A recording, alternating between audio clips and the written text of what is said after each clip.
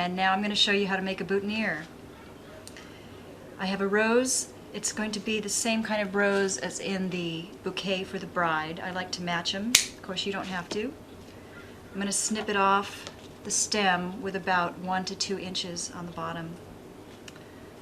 I'm going to take my piece of wire and slide it through, make a hole in the stem and slide it through. We only need about 1 to 2 inches of wire, so you can cut off the other piece.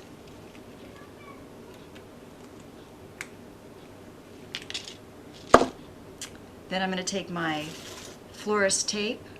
This tape has a sticky substance on it, and you need to stretch it as you're rolling it around the stem and twirl it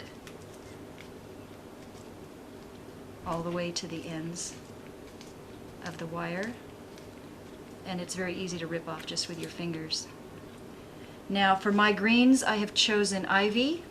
This lasts a long time and I really like the shape of it, so I found one that is a good size, I think, and I'm going to wrap that also with the florist tape by stretching and winding at the same time. Some people like to use baby's breath. I'm choosing not to use it because I like a cleaner look.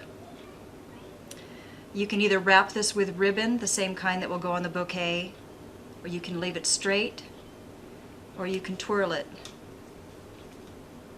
And then you have a pin, and you pin it onto the groom.